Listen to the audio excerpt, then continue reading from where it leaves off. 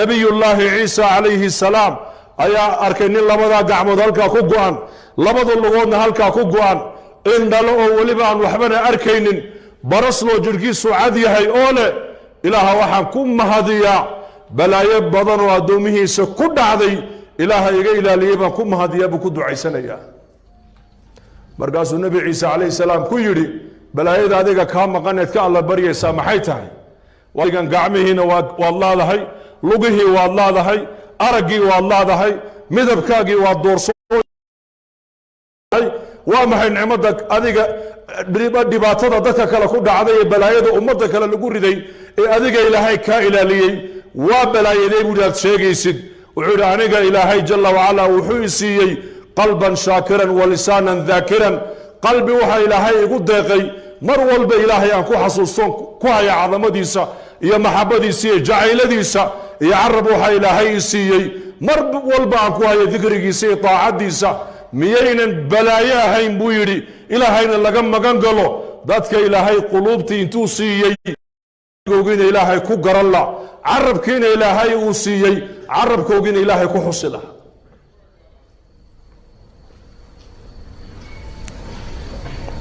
inagu maanta nicmad markaan maqalo waa maskaxdeena markaaba ku soo degdegaysa adduunyada dhalaalkeega dadka adduunyada soo maray kii ugu nicmad badnaa ee ugu barwaaqo badnaa laakiin maxay ugu taallaa ayaan daro wuxuu ka baxay adduunyada isagoon ilaahay rasuulkiisa garanayn laa yagurannaka taqallubu aladiina kafaruu fi lbilaad mataacun qaliil uma ma'waahum jahannam wabi'sa almihaad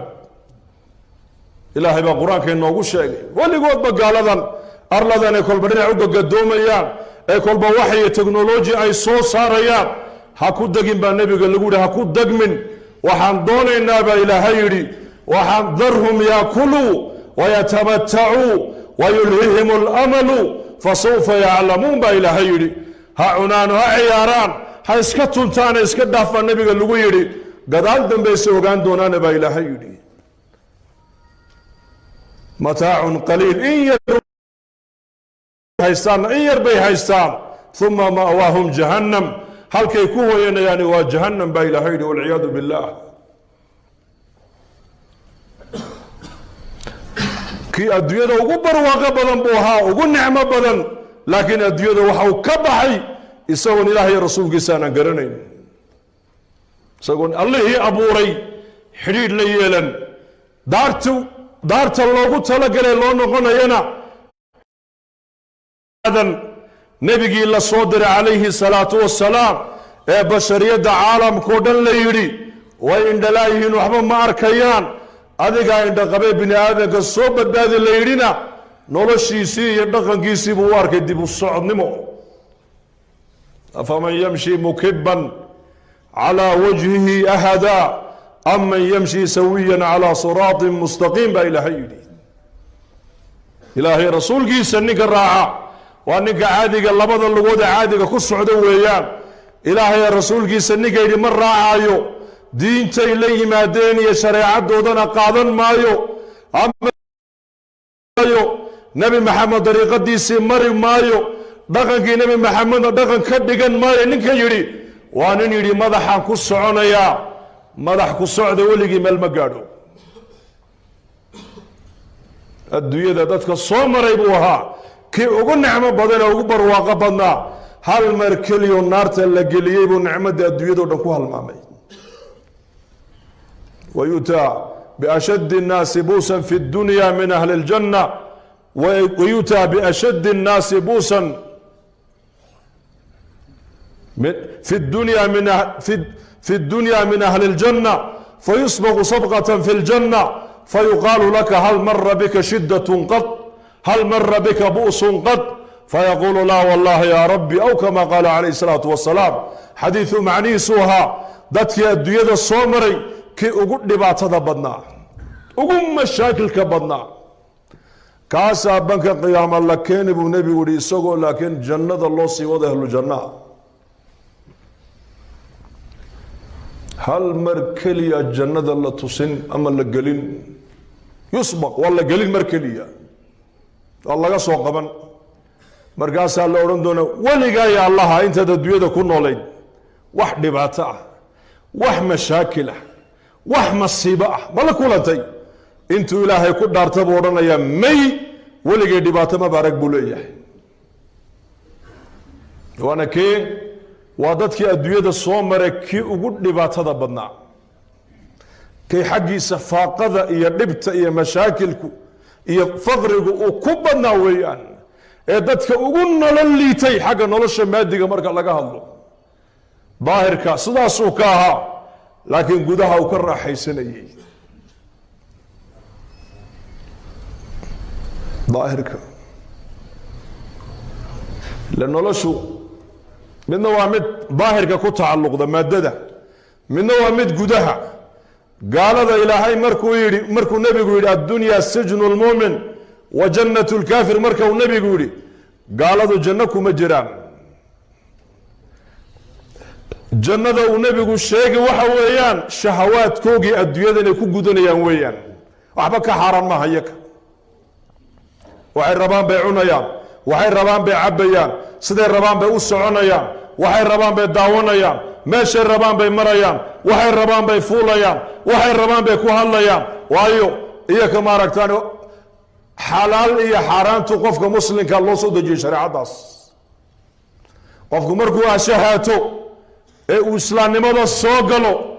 ayay xalaashii xaaraantu qabanaysaa marba hadduu gaal yahay uu ilaahay garanayn uu rasuulkiisii garanayn uu shareecadiiyo diinta aaminsanayn shahawadiisii adduunyadan uu ku gudanaya isagu markaa jannadiisii waa halkan maalintuu dhintana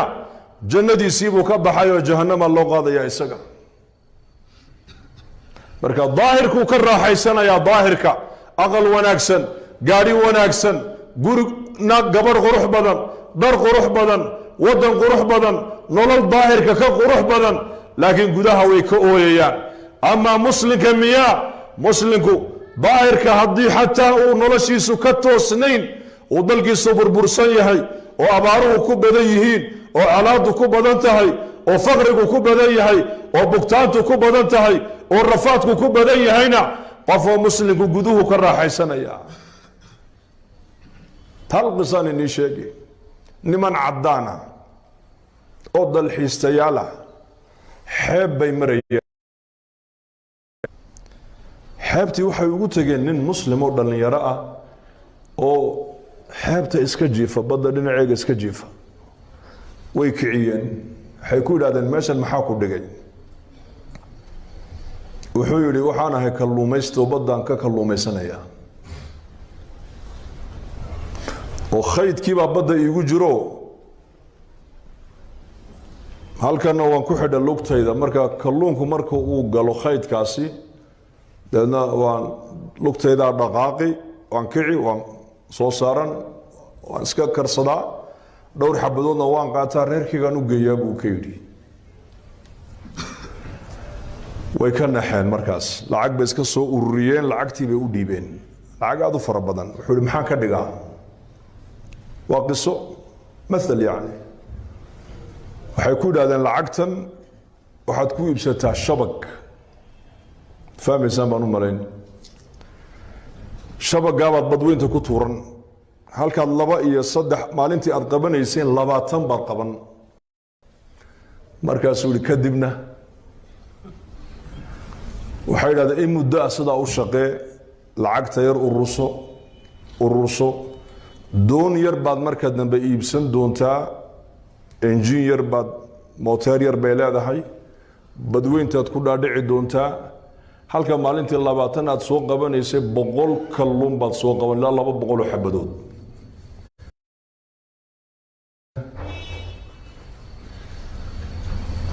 markaasay yidhahdeen in muddo sidaa u shaqee magaalada halkan suuqa khudaarta iyo hilibka lagu iibiyaad meel ka furanaysaa halkaasaad markaa ku iibinaysaa dadkoo dhan baa ku baranaya nin caamad wadanka ka noqonaysaa oo kalluunka lagu yaqaano hebel kalluun laba lagu odhan markaas hebelkii kalluunka iibin jiray markaasuu kadibna dhowr sano sidaa u shaqee haye lacagta ururi baanka dhig kadibna laashkan dheereeya ee badweynta u dhaadhaca ayaad iibsanaysaa fadeed annagu xageega fadeed baan idhahnaa Jabuuti fadeed kaabad iibsanaysaa baddaad ku dhaadhacaysaa deedna waxaad soo qabanaysaa dhowr kun xabadood baad soo qabanaysaa maalintii iyo weliba khayraad badan oo badda ku jira markaasuu yidhi kadibna gobollada waddankoo dhan baad ka furaynaysaa markaa branch meelo maaragtaane aad ku iibisad kalluunka waddanka dhanba kalluunka adigaa siinaya markaasuu yidhi kadibna muddo sidaa u shaqey haddana 5 sano 6 sano lacagta ururi waxaad iibsanaysaa marka dambe warshadii saaradiinka samaynaysay markaasuu yidhi kadibna warshadaasi markaa way shaqaynaysaa way shaqaynaysaa adduunkaad u kala daraysaa markaasuu yidhi kadibna qasri weyn oo vilaayaad dhisanoo si fiican baad u seexan bay ka yidhaahdeen wuxuu yidhi hadda markaad ii timaadeen baad hurdayga kicisayna buu yidhi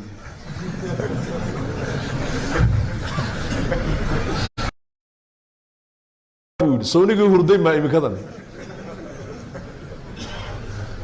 waxaan ka wadaa macna isku aragti ma nihin noloshan daahirka maaha nolosha muslimku ibnu taymiya raximahullah ayaa yidhi ina lilahi jannatan fi dunya